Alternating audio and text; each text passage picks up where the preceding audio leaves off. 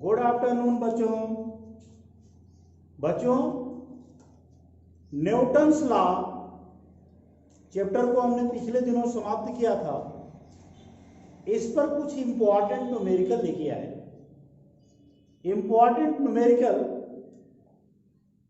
जो आपके एग्जाम में भी आते हैं, साथ में बोर्ड के एग्जाम के लिए भी काफी इंपॉर्टेंट होते हैं। बोर्ड का एग्जाम अब 11 का तो नहीं होता, लेकिन आईआईटी वगैरह के पेपर में इस टाइप के क्वेश्चन बहुत पूछे जाते हैं। तो हमने सेलेक्टेड 3 क्वेश्चन को लिया है। तीनों को हम दिखाते हैं। पहला है, एक कण पर 1, 2, 3 कण इन 3 तथा 4 न्यूटन के एक समतलीय बल लगे हैं।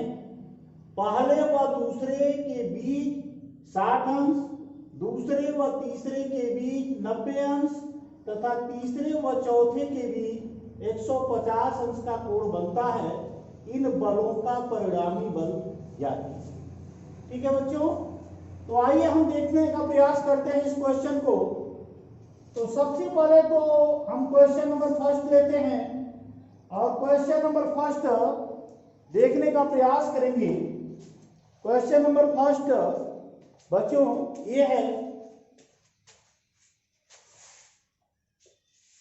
एक कण, यहां पर कोई कण है, ये कण हमने बना दिया है और इस कण के को हम मूल बिंदु मान लेते हैं। क्या मानते हैं? मूल बिंदु। अब इस कण की समतलीय रेखा हम खींचेंगे तो क्या हो जाएगा? ये एक्स अक्ष हो जाएगा। और इस पर अगर हम लंबवत रेखा खींचेंगे तो क्या हो जाएगा? ये आपका वाई अक्ष हो जाएगा। ठीक है बच्चों, अब इसमें कुल 4 बल लगे हैं। तो चारों बलों में आप देख रहे हो, पहला बल और दूसरे के बीच में, तो पहला बल हम जो F1 लेते हैं वह इस डायरेक्शन में लेते हैं। F1 बराबर दिया है आपका 1 न्यूटन। तो हमने इसको एक्स अक्ष के अनुदिश ले लिया है और पहले और दूसरे के बीच में 60 अंश का कोण है। तो 60 अंश के कोण पर ये आपका बल है आपका F2, ये आपका है 2 न्यूटन, ये आपका कोण क्या है? 60 अंश। और फिर तीसरा है, पहले और दूसरे के बीच में 60, दूसरी व तीसरी, देखिए दूसरा बल ये हो गया F2 और दूसरे और तीसरे के बीच में ये इस कैटेगरी का होगा, तीसरा यहां पर होगा F3। ये आपका 90 अंश है, तो ये आपका 90 अंश हो गया। इसके बाद यह है तीसरे व चौथे के बीच में, तीसरा आपका ये है और चौथा ये। तीसरा और चौथा के बीच में कितना कोण बन रहा है? तीसरे और चौथे के बीच में दिया हुआ है बच्चों, ये जो आपका कोण अंतरित हो रहा है 150 अंश। यानी ये हम चौथा कोण बनाएंगे तो ये आपका जो एंगल है, ये क्या है? मूल बिंदु है वो। और ये जो आपका एंगल कंसिस्ट हो रहा है ये आपका क्या है? 150 अंश।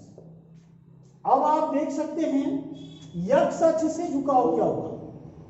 यहां पर आपको तो मालूम है F1 बराबर 1 न्यूटन है, F2 बराबर आपका दिया हुआ है 2 न्यूटन और F3 बराबर आपका है 3 कड़ी में 3 न्यूटन और F4 बराबर है आपका, F4 जो आपका फोर्स है, F4 आपका दिया है 4 न्यूटन।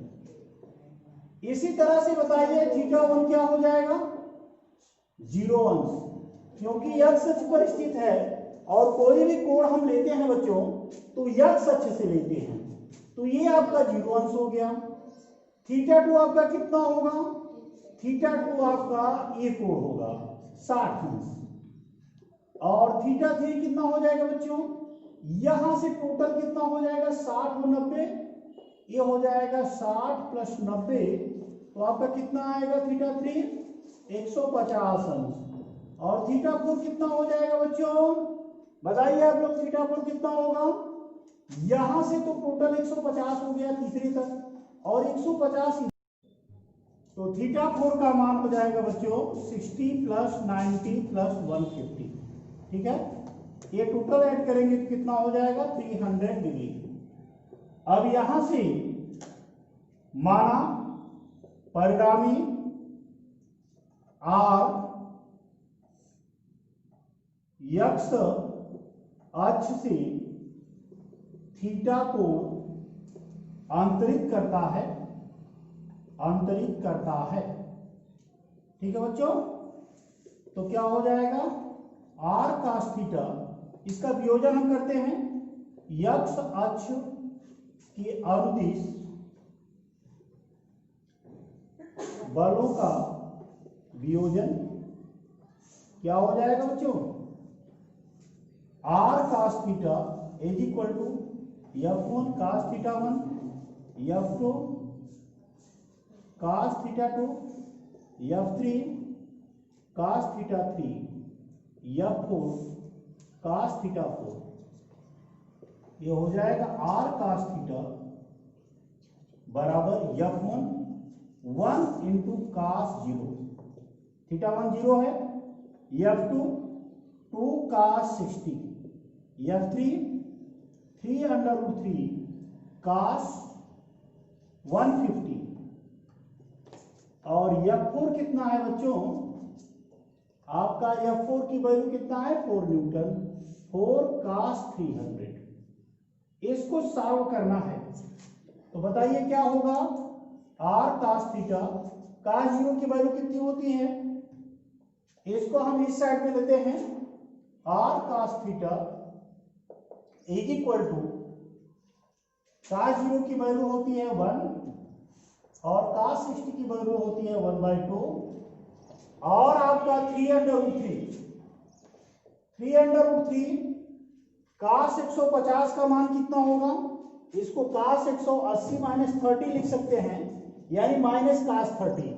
तो माइनस cos 30 का मतलब माइनस 3/2। अगला क्या है 4 न्यूटन, इसको हम cos 360 माइनस cos 300 को लिख सकते हैं cos 360 माइनस 60। चौथे क्वाड्रेंट में cos पॉजिटिव होता है, cos 60 यानी 1/2। इसको हल करेंगे बच्चों, r cos थीटा 2 से 2 कट जाएगा, यहाँ आपका 2 दूना 4 हो जाएगा, ये हो जाएगा 2 1 1 2 1 धन 1, इसमें आपका 3 तिरिके 9/2 प्लस 2, ये हो जाएगा r cos थीटा बराबर 2 2 4 4 दूना 8 1 9 17/2। ये आपका पहला समीकरण। y अक्ष के अनुदिश बलों का वियोजन, y अक्ष के अनुदिश बलों का वियोजन,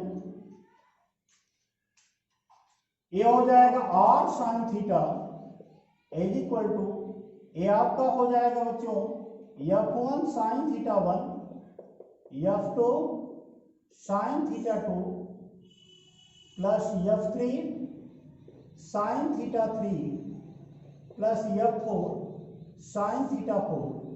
तो इसी को आप हल करेंगे तो r sin थीटा बराबर हो जाएगा F1 का मान 1 sin 0, ये हो जाएगा आपका 2 इंटू साइन 60, और ये हो जाएगा 3 under root 3 sine 150 plus 4 into sine 300।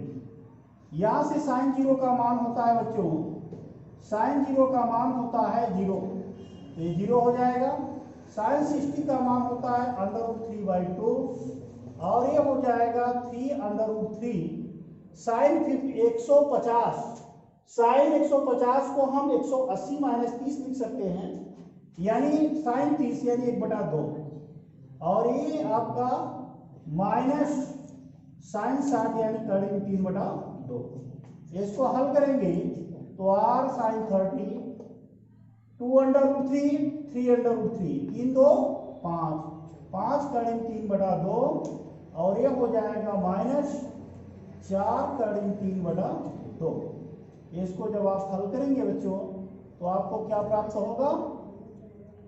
3 2 5, 5 कड़ी में 2 और ये 4 कड़ी में 2, तो इसमें से घटाएंगे तो आपको प्राप्त होगा कड़ी 3/2। अब दोनों के वर्ग करके जोड़ दीजिए। समीकरण 1 व 2 को वर्ग करके जोड़ने पर इसको जगह बनानी पड़ेगी बच्चों। ये आपका न्यूमेरिकल अभी कंप्लीट नहीं हुआ है, तो इधर आप देख सकते हैं इसको।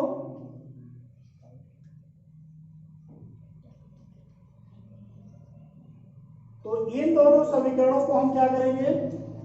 जोड़ेंगे। जब इन दोनों समीकरणों को जोड़ेंगे तो r square cos square theta plus r square sine square theta is equal to हो जाएगा आपका 17/2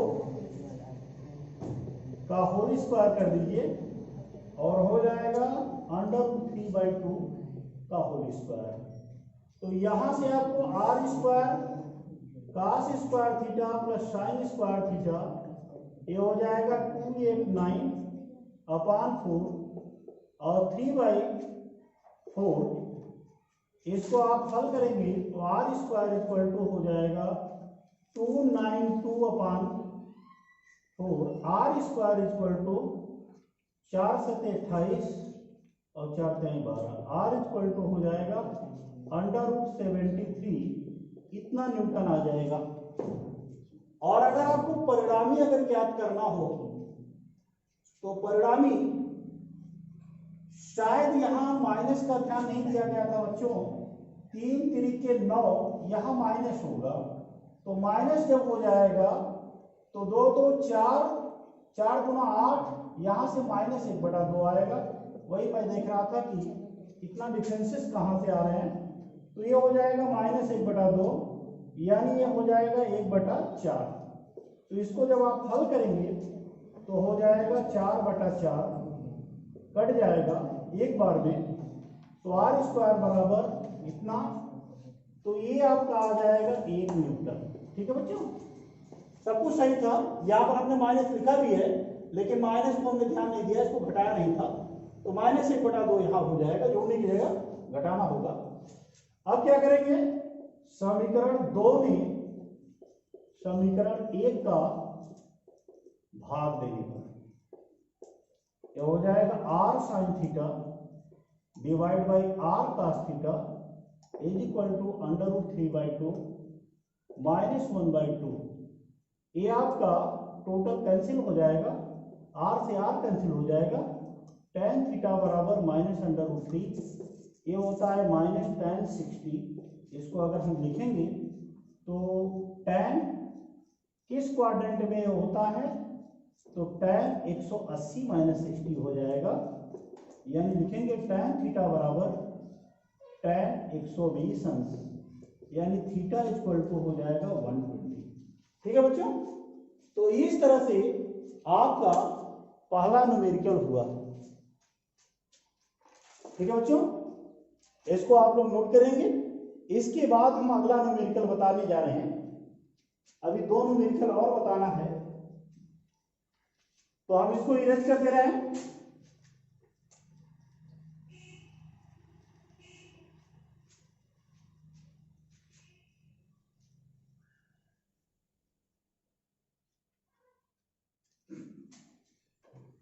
मैं आपका सवाल ले रहा हूं, अगला सवाल, दूसरा सवाल ले रहा हूं।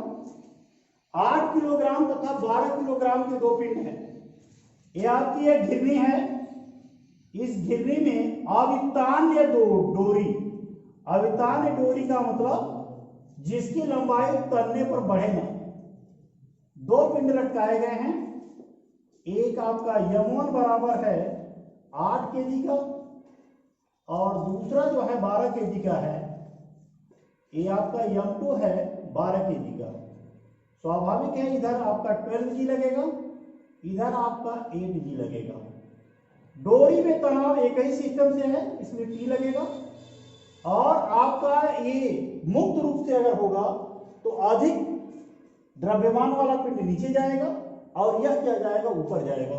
तो हमने मान लिया ये त्वरण से नीचे आ रहा है और ये त्वरण से ए साइड जो है ऊपर जा रहा है।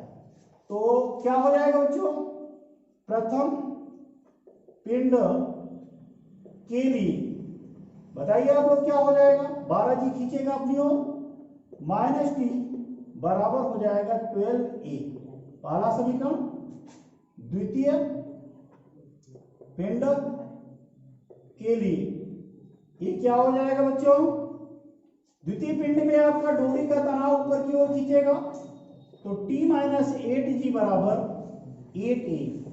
इन दोनों समीकरणों को जोड़ दो, समीकरण 1 + 2 इंप्लाइज दैट, जोड़ने पे क्या होगा, T माइनस और प्लस कट जाएगा, तो आ जाएगा आपका 12G - 8G बराबर हो जाएगा 12 और 8 20 है, तो यहां हो जाएगा आपका 4G बराबर 20A, या A = 4G/20, 4 5 जा, तो A = हो जाएगा G/5। G का मान अगर 9.8 है बच्चों, तो 9.8/5 ये कितना हो जाएगा, 5 1 जा 5 और बचेगा 4, तो 5 9 जा 1.96 मीटर पर सेकेंड स्क्वायर। ठीक है, ये आपका 1.96 मीटर प्रति सेकेंड स्क्वायर इसका त्वरण आ गया। अब इसका मान किसी भी समीकरण में रख दीजिए, आइदर फर्स्ट और सेकेंड।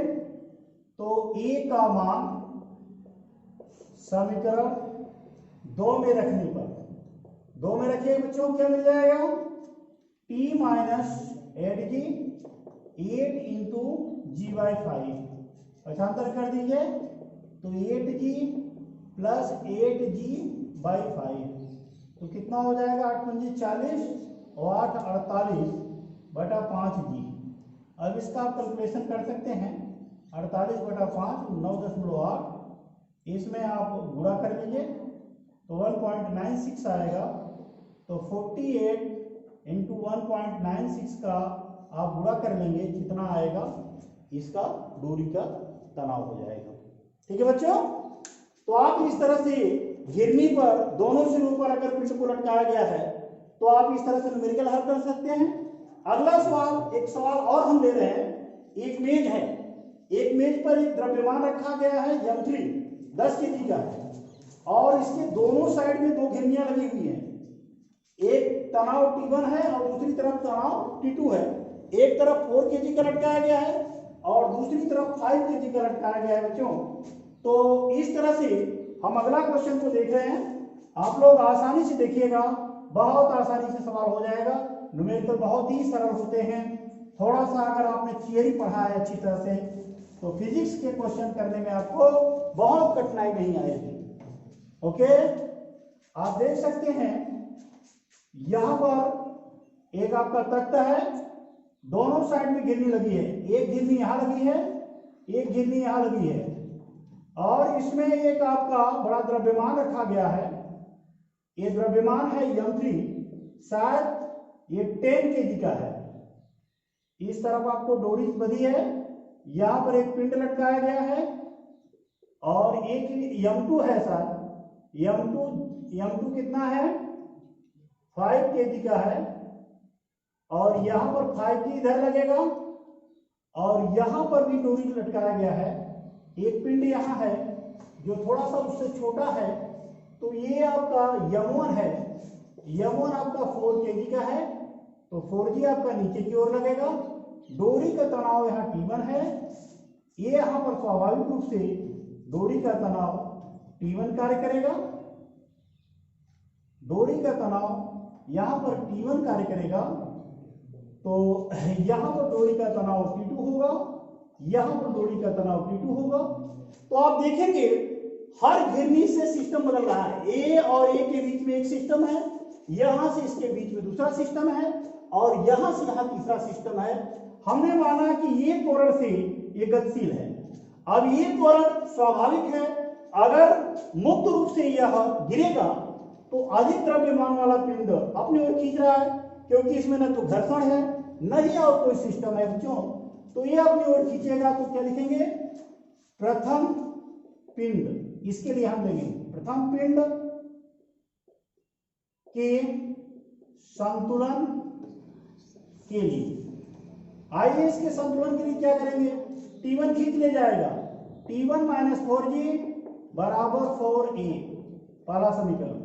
यहां पर क्या हो जाएगा, A त्वरण से ही जाएगा तो क्या हो जाएगा, तृतीय पिंड के संतुलन के लिए क्या हो जाएगा बच्चों, अब इसका जब संतुलन बनेगा तो यह हो जाएगा आपका T2 माइनस T1 बराबर M3 यानी 10A। ये आपका दूसरा समीकरण हो जाएगा। अब हम लेते हैं द्वितीय पिंड की संतुलन के लिए। अब ये क्या हो जाएगा बच्चों, T2 जो है वह ऊपर की ओर खींचना चाहेगा लेकिन ये ज्यादा होगा तो 5G माइनस हो जाएगा T2 बराबर 5A। अब ऐसा करते हैं, समीकरण 1 और 3 को हम जोड़ देते हैं, जोड़ दें। समीकरण 1 प्लस 3 क्या हो जाएगा, यहां से आप देख रहे हैं T1 माइनस T2 हमको यहां से प्राप्त होगा, तो T1 माइनस T2 यहां से जब हमें प्राप्त होगा तो हम आसानी से इसकी वैल्यू को निकाल पाएंगे। तो यहां से हम देखेंगे क्या कौन सा मान हमको प्राप्त हो रहा है। ठीक है बच्चों, तो आइए समीकरण 1 plus 3 T1 minus T2 5G में से 4G घट जाएगा तो यहाँ G आएगा, बराबर हो जाएगा 14A। अब यहां से समीकरण 2 का प्रयोग कर दें, आप देख सकते हैं इसको हम क्या लिख सकते हैं, माइनस 10A लिख सकते हैं। यहां माइनस कॉमन ले लेंगे तो T2 माइनस T1 हो जाएगा प्लस G बराबर 14A। इसको पक्षांतर करो तो ये हो जाएगा G equal to 14A plus 10A, ये हो जाएगा 24A equal to G, A equal to हो जाएगा G अपॉन 24। अब इसमें आप कैलकुलेशन करना चाहो तो कर सकते हो, 9.8 अपॉन 24। अब क्या हो जाएगा, 24 चौका 96, 4 बार चला जाएगा, आएगा 2 में डिवीजन नहीं जाएगा 0। अब क्या हो जाएगा, 24 चौका 96, तो लगभग 4 बार 4.04 इसमें ए यहाँ पर दशमलव लग जाएगा, 0.404 मीटर प्रति सेकंड स्क्वायर। ये आपका क्या हो जाएगा, त्वरक हो जाएगा।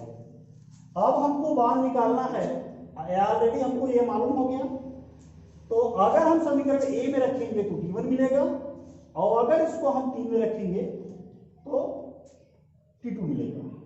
तो ए का मान समीकरण 1 में रखने पर, ठीक है बच्चों, रखिए यहां पर मान, तो ये है आपका G upon 24, sorry T1 minus 4G 4 into G upon 24, 4 6 24 ये कट जाएगा, तो T1 बराबर हो जाएगा 4G प्लस G अपॉन 6, 4 6 24 1 25, 25 बटा 6 G, 25 बटा 6 ये आपका हो जाएगा, G का मान है 9.8, 25 बटे 200, 25 9 या 225 या 245, 6 चौके 24 और 6 48, लगभग इतना न्यूटन आएगा। अब क्या करेंगे, पुनः ए का मान समीकरण 3 में रखने पर, 3 में रखेंगे तो क्या मिलेगा बच्चों, 5G minus T2 5 into G by 24, भाषांतर करिए, 5G माइनस 24 बराबर T2, तो T2 बराबर हो जाएगा 24 पंजे 120 में से 5 घटेगा 115 बटा 24G।